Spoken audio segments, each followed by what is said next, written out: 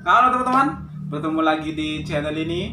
Oke, untuk video hari ini kita akan melihat sebuah video yang mengulas tentang perbandingan kekuatan militer Indonesia dengan Malaysia di tahun 2021 ini, yang dilihat dari atau dinilai dari beberapa aspek.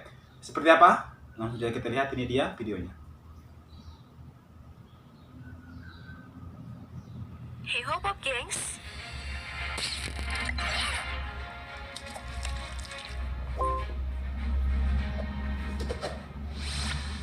Kekuatan militer sebuah negara berdasarkan peringkat yang disusun oleh Global Firepower dapat Ini dilihat Global dari Firepower 8 yang unsur memberikan pembentuk, penilaian yakni sumber daya manusia, dari sumber daya kekuatan manusia, udara, kekuatan darat, udara, darat, kekuatan laut, dan lautnya. keuangan, Logistiknya juga dinilai. geografi, dan alat utama sistem senjata atau alutsista. Nah, di pertandingan kali ini kita akan mengadu kekuatan militer dua negara di kawasan Asia Tenggara. Saling bertetangga, sering baku klaim wilayah teritorial dan budaya. Namanya juga bertetangga kan, Mereka seperti perkenalkan peserta saudara, pertama, pasti Indonesia, ada yang pada tahun 2021 konflik-konflik yang GPF timbul. menempatkan kekuatan militer negara ini di peringkat 16 dari 139 negara. Luar Peringkat biasa. 9 di benua Asia dan peringkat pertama alias terkuat di Asia Asia Tenggara memang masih terkuat di Asia Dan Tenggara. peserta kedua sang penantang kita kali ini adalah Malaysia. Malaysia. Rival terkuat dengan logistik dan keuangan dianggap ini lebih salah satu baik rival dari terkuat. Indonesia. GBF menempatkannya di peringkat ke-44 dari 44 139 negara. di dunia. Apakah sang penantang bisa mengalahkan sang juara bertahan? Kita lihat Saksikan saja. dengan kepala dingin pertandingan berikut. Indonesia versus Malaysia. Ini dari segi kekuatan maupun jumlah persenjataannya. Oke, ronde pertama kita mulai dari ini kekuatan angkatan angkatan udara udaranya. masing-masing negara. Di Peserta kedua pertama negara. Indonesia memiliki angkatan udara bernama Tentara Nasional Indonesia Angkatan Udara, Udara atau TNI atau AU. TNI AU. Terbentuk pada tahun 1946 1946 yang saat terbentuk ini di memiliki 37.850 personel. 37.850 TNI AU personil. memiliki 188 helikopter 188 dan unit. 110 unit pesawat tempur. 110 Dengan total unit pesawat dan lumayan. helikopter berjumlah Tapi 458 unit. seluas Sementara Indonesia sih penantang yang menurut saya ini Malaysia masih kurang, memiliki angkatan perlu udara dengan nama resmi ditingkatkan lagi. Tentara Udara Diraja Malaysia atau TUDM. TUDM. Dibentuk tahun 1958 1958 dengan pasukan berjumlah total 15.000 15.000 orang. personel. TUDM ini memiliki 42 unit helikopter dan 97 pesawat tempur. Dengan total keseluruhan pesawat serta helikopter ini berjumlah 147 unit. Lumayan juga. Nah, dari perbandingan jumlah total pesawat dan helikopter, jumlah personil dan pesawat tempur, ronde pertama skornya 1-0 Indonesia. dimenangkan oleh Indonesia. 1-0.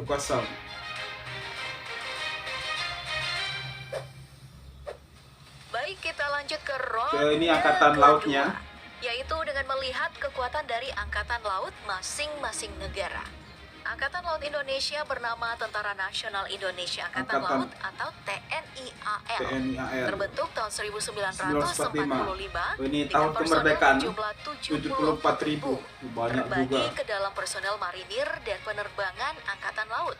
Dilengkapi kekuatan armada berjumlah 282 aset yang terdiri dari 5 kapal selam, kapal perang luar biasa. yakni 7 fregat, 24 korvet, Karena 10 Indonesia penyapu negara ranjau, serta kepulauan, 156 memang sudah patut kapal untuk patroli. memperkuat Sedangkan angkatan penantangnya lautnya. nih, Angkatan Laut Malaysia sendiri bernama Tentara Laut Diraja Malaysia atau TLDM. TLDM. Terbentuk tahun 1934. Berarti ini lebih dengan pasukan dulu saat lah, ini berjumlah lebih tua 14.000 ketimbang personel. Dengan tadi. kekuatan armada berjumlah 61 Ketimbang aset, TNI AL. terdiri dari 2 kapal selam, kapal perang yaitu 10 fregat, 6 6 korvet dan 4 penyapu ranjau, serta 32 kapal patroli. Sebab Malaysia pun kawasan lautnya tidak terlalu luas, pemenangnya masih berarti Indonesia dengan skor masih sekarang 2-0. patutlah, karena kawasan lautnya tidak terlalu luas, beda dengan Indonesia. Baik, ronde ketiga kita akan melihat kekuatan Ini angkatan daratnya. Angkatan Darat Indonesia yang bernama Tentara Nasional Indonesia TNI Angkatan AD. Darat atau TNI AD. Terbentuknya itu di tahun tahun 1945. Rata-rata ya di Dengan pasukan saat ini di berjumlah tahun kemerdekaan 483.000 personil, 483, dilengkapi 332 tank tempur, 1.430 kendaraan lapis baja, 1.400 luar 153 biasa. artileri self-propel, 366 artileri lapangan, dan 63 proyektor Tapi roket. kita Berarti tidak boleh totalnya berpuas ada diri meski 2012 aset. sudah banyak, Sedangkan untuk harus penantangnya, ditingkatkan lagi. Tentara Darat Malaysia terbentuk di tahun 1933, memiliki pasukan yang berjumlah 80.000 personil, dilengkapi 48 tank tempur, 1.380 kendaraan lapis banyak baja, juga kendaraan lapis bajanya. 196 artileri lapangan, 53 proyektor roket, dan tidak memiliki self-propel. Berarti totalnya ada 1.677 aset. Keseluruhannya. Dari personil dan asetnya, berarti ronde ketiga kembali dimenangkan oleh Indonesia dengan skor menjadi 3-0.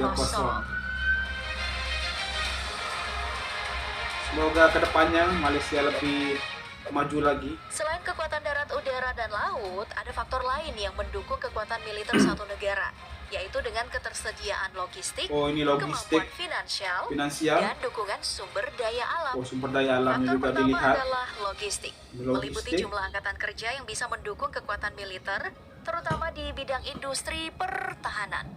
Kapal sipil yang sewaktu-waktu bisa direkrut untuk mendukung perang, infrastruktur perhubungan yang mendukung mobilitas dan fleksibilitas saat perang, Ini dan wajib bandara serta yang namanya pelabuhan untuk infrastruktur kemudahan ini. pengangkutan peralatan dan personil. Sebab Kita tanpa mulai dari Indonesia infrastruktur dulu nih, yang punya semuanya akan jadi kacau. 129,366 juta jiwa angkatan kerja. Banyak Cakupan jalan angkatan raya kerja. sepanjang 437.759 km.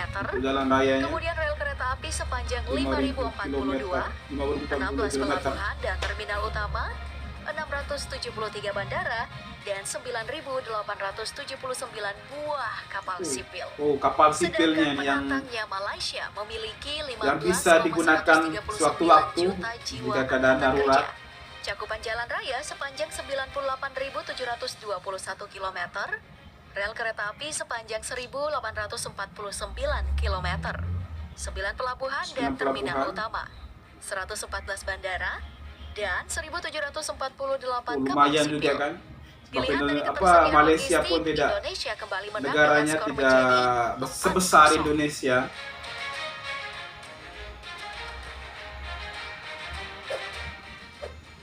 Dari sisi keuangan ini bisa dari dilihat keuangan dari belanja atau finansial. militer, utang luar negeri, cadangan devisa dan emasnya, Belanja serta militernya. keseimbangan daya beli.